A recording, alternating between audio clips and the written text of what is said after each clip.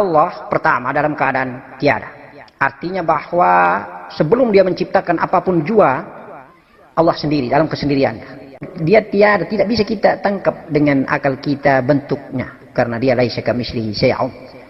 Al-mukhallafatu lil hawadits qiyamuhu bi nafsi. Insyaallah. Kemudian Allah kepingin supaya dia dikenal, maka dia menciptakan zahirnya, sifatnya. Apakah Nur Muhammad yang ditiup di dalam diri Adam itu, dia adalah Allah atau dia adalah hamba? Dia adalah hamba. Dia adalah sifat. Dia awal pertama sekali ciptaan Allah. Maka tidak mungkin Nur Muhammad menyembah Nur Muhammad.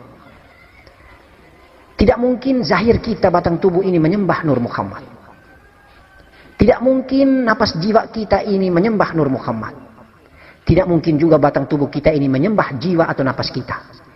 Maka tidak ada istilah dalam ilmu kita ini, kita juga yang menyembah, kita juga yang disembah. Kita tetap hamba menyembah kepada Allah, zat yang awal kosong tiada tadi, tetapi ada yang menciptakan Nur Muhammad itu. Jadi batang tubuh ini juga menyembah, jiwa napas juga menyembah, Nur Muhammad pun ikut menyembah, hanya proses penyembahannya itu karena dirinya sendiri zat yang mulia yang lebih tinggi kedudukan sebagai pencipta dirinya, maka dia mekanismenya dengan peleburan, proses peleburan.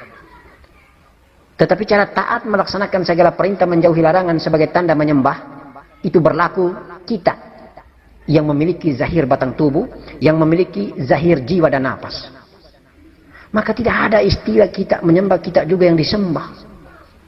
Bisa jadi kita menyembah, kita juga disembah, kecuali kita termasuk insan kamil, yang mana zat Allah yang tiada tetapi ada yang kosong tadi, sudah memeluk dan meliputi Nur Muhammad sampai dengan napas dan jiwa, sampai dengan batang tubuh. Allah zat ini sudah memeluk kita semua, maka insya Allah tiada lagi batang tubuh, tiada lagi jiwa dan napas, tiada lagi Nur Muhammad, yang ada hanya zatullah. Oleh karena itu membuktikan bahwa baginda Nabi Muhammad SAW sebagai makhluk Allah yang sempurna saja, karena masih sebagai zahir, masih sebagai jiwa dan napas, dia masih melaksanakan sholat. Tidak ada istilah Nabi Muhammad menyembah dirinya, dia juga yang disembah. Tidak. Nabi Muhammad, kita semua yang masih dalam keadaan zahir, yang masih dalam keadaan berjiwa dan bernapas, tetap menyembah kepada siapa? Bukan kepada Nur Muhammad. Kepada zat Allah yang berada di balik Nur Muhammad, zat Allah yang berada di balik jiwa dan napas.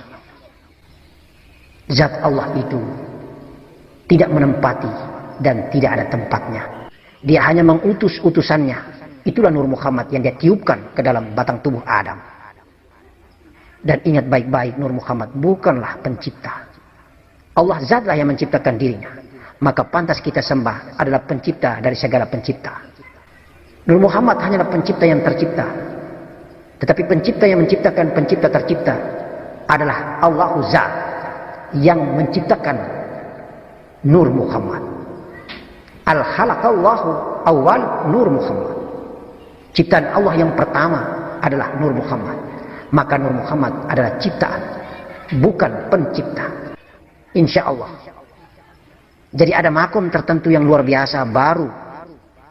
Allah tidak lagi menyembah, tetapi yang ada hanyalah peleburan dan hanya ada Allah. Tidak ada istilah menyembah, disembah. Kita yang menyembah, kita juga disembah. Tidak. Allah yang menciptakan zahirnya, memberikan perintah zahirnya menyembah kepada yang menciptakan, yaitu Allah yang menciptakan zahir itu. Mari bersama-sama kita mengikuti firman Allah di dalam surat Al-Insan ayat 2. A'udzubillahi minasyaitonir rajim. Bismillahirrahmanirrahim. Inna khalaqnal insana min nutfatin nabtalihi faja'alnahu sami'an basyira. Artinya sesungguhnya kami telah menciptakan manusia dari setetes mani yang bercampur. Kami hendak mengujinya dengan perintah dan larangan. Karena itu kami jadikan dia mendengar dan melihat. Di surat Al-Mudaththir ayat 38, Allah berfirman, tiap-tiap jiwa bertanggung jawab atas apa yang telah diperbuatnya. Allah juga berfirman, hai jiwa yang tenang, hai jiwa mutmainnah, kembalilah pada Tuhanmu dengan hati yang puas, lagi diridhoinya, maka masuklah ke dalam jamaah hamba-hamba aku dan masuklah ke dalam surgaku. Al-Fajr ayat 27 sampai 30.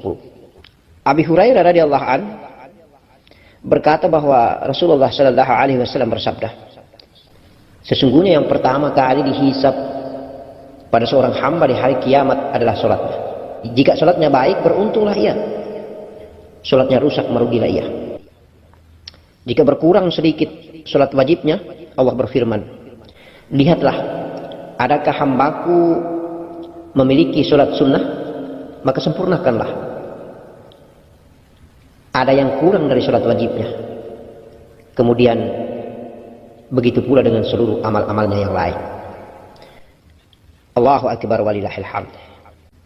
Allah telah menegaskan dengan gamblang dan terang benderang, sehingga perjalanan mengenal diri ini, perjalanan mengenal jiwa nafas ini, perjalanan mengenal asal usul batang tubuh ini, sekiranya dapat memberikan inspirasi, memberikan hidayah al-ghaibiyah, kiranya membuka ruang, momen yang terindah agar Allah menurunkan nurul hidayah, menurunkan ilham ilahiyah melalui akal, melalui kalam, insya Allah, hingga kita bisa tahu, hingga kita bisa sadar bahwa sesungguhnya hidup ini kita harus belajar asal usul nasab. Hidup ini kita harus belajar riwayat, perjalanan daripada anatomi biologi tubuh kita, sehingga kita bisa tahu diri, kita bisa merendah diri, dan kita bisa mengkaji, merenung-renung diri, mengintrospeksi, mengevaluasi, dan kita memastikan kesimpulan yang paten bahwa memang hidup ini hanyalah sementara. Syariatnya kita berjalan begitu bangga dan takaburnya kita di atas muka bumi, tetapi hakikatnya kita tetap kembali ke hadiratnya. Maka sebagai hamba, sebagai zahir, Allah menciptakan wajib hukumnya kita patuh dan taat. Wajib hukumnya kita beribadah kepada Allah. Wajib hukumnya kita akan mempertanggungjawabkan semua perjalanan panjang di atas muka bumi ini. Hakikatnya kita kembali ke asal kita. Tetapi sebagai hamba, sebagai zahir, kita tetap mempertanggungjawabkan petualangan kita, memori panjang perjalanan perantauan kita di atas punggung bumi yang fana ini.